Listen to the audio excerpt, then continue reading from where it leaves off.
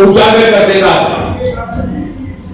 जब से राजेश राम जी को कांग्रेस पार्टी का प्रदेश अध्यक्ष बनाया गया है, क्रमबद्ध तरीके से आप देखिए, प्रक्रिया के तहत बर्दाश्त से बाहर आते हैं। दलित समाज कैसे पहुंच गया उस स्थान पे? अरे लालू जी, आप तो अपने आप को सामाजिक न्याय के स्वघोषित मसीहा बताते हैं। आप कहते हैं कि 90 के बाद बिहार में सामाजिक न्याय आया।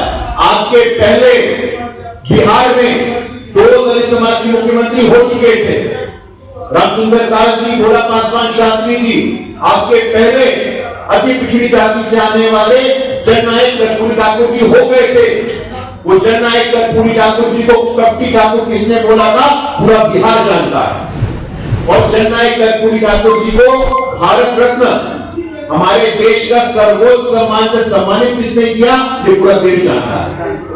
साथियों, ये एक मॉडल है, ये उत्पीड़न का नया तरीका है, ये दलितों के प्रति एक मानसिक हिंसा है। दलित सोचे भी ना, अति पिछड़ा सोचे भी ना, दलित की आकांक्षा की हत्या कर रहे हैं आप। दलित के सपने देखने की ताकत को समाप्त करना चाहते हैं आप। लगातार जैसा दुर्व्यवहार हो रहा है, हमारे मन में बहुत पीड़ा है। और राष्ट्रीय जनता दल का तो इतिहास है साथियों। कांग्रेस पार्टी के ऐसी प्रभारी आए थे भक्तचरण दास जी, वंचित समाज के कट्टर नेता थे, कांग्रेस पार्टी के प्रभारी के रूप में आए थे।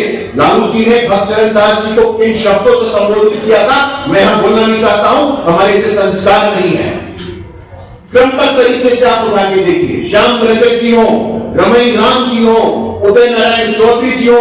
अभी कुछ दिनों पहले हमने देखा राष्ट्रीय जनता दल के वरिष्ठ नेता भाई वीरेंद्र, उन्होंने दलित समाज के सरकारी कर्मचारी को क्या कहकर संबोधित किया था, तुमको चप्पल से मारेंगे, तुमको चप्पल से मारेंगे।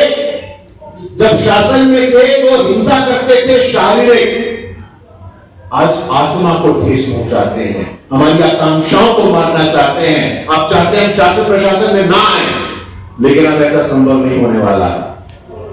अब जब एक पिछड़े और सामान्य परिवार का चाय बेचने वाला व्यक्ति देश का ताकतवर प्रधानमंत्री बना, उनके शासन में ये नहीं होने वाला है। आप के लिए इसे नोट कर लीजिए। आप पहली बार संविधान के सर्वोच्च स्थान पर आदिवासी की बेटी को बैठने का मौका मिला, तो मिला। दलित समाज से राष्ट्रपति बना पहली बार देश में, तो हमारे शासन में बना। रामनाथ कोविंद जी को क्या नारायण जी, वो रामनाथ कोविंद जी बने कब बने? ये सब आंकड़े, जातिगत जनगणना लागू हुई तो हमारे समय में लागू हुई। तो मुझे लगता है कि इस प्रकार से जो नव सामंतवाद राष्ट्रीय जनता दल का कांग्रेस पार्टी का समय समय पे बाहर आता है। कांग्रेस पार्टी के शासन वाली कर्नाटक में 10 साल की आदिवासी बिटिया के साथ रेप हो जाता है, आप शांत रहते हैं, आप संवेदन शून्य हो जाते हैं। आपको ध्यान रखना होगा साथियों, जैसा मैंने आपको कहा, दलित समाज के राजेश राम का अपमान, पिछड़े समाज के मंडल कमीशन की सिफारिशों को लागू करवाने में निर्णायक भूमिका निभाने वाले जनवादी समाजवादी प्रोधा स्वर्गीय शरद यादव जी के परिवार का अपमान, अति पिछड़ी जाति से आने वाले मुकेश गांधी जी का निरंतर अपमान। क्या लगता है आपको सामाजिक न्याय की परिभाषा आपसे शुरू और आपसे ऐसा नहीं चलने वाला है? लालू जी बहुत हुआ, पंक्ति में खड़े अंतिम व्यक्ति के कल्याण को, पंक्ति में खड़े अंतिम व्यक्ति के सम्मान को, उनकी भागीदारी को, उनकी प्रतिष्ठा को सुनिश्चित करने का बीड़ा हमने उठाया है और हम इसको पूरा करेंगे। राजेश राम जी हो, मुकेश सहनी जी हो, स्वर्गीय शरद यादव जी का परिवार हो, बिहार का संपूर्ण अति पिछड़ा समाज हो, बिहार का संपूर्ण पिछड़ा समाज हो, बिहार का संपूर्ण दलित समाज हो, आगामी 14 नवंबर को आपका अस्तित्व नहीं रहने वाला है।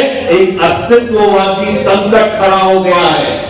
यही जिनको आपने अपमानित किया है, लालू जी, राहुल जी, प्रियंका जी, खड़गे जी, जिनको आप लगातार पानी पी कर अपमानित कर रहे हैं, एयरपोर्ट के बाहर गुंडे भिजवा के पिटवा रहे हैं, सम्मान नहीं दे रहे हैं, कुटुंबा से आप उनको सदन में नहीं आना चाहते थे तो राष्ट्रीय जनता दल का प्रत्यय क्यों उतार दिया?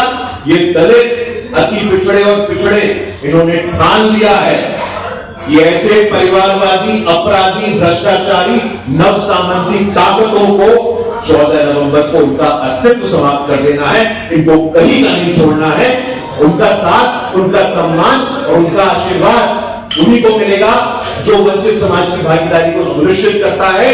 केंद्र में नरेंद्र मोदी जी और बिहार में नीतीश कुमार जी, और 14 नवंबर को आप देखेंगे एक ऐतिहासिक आशीर्वाद विशेष तौर पे, विशेष रूप में हमें पिछड़ी, अति पिछड़ी और दलित समाज के लोगों का मिलेगा। आप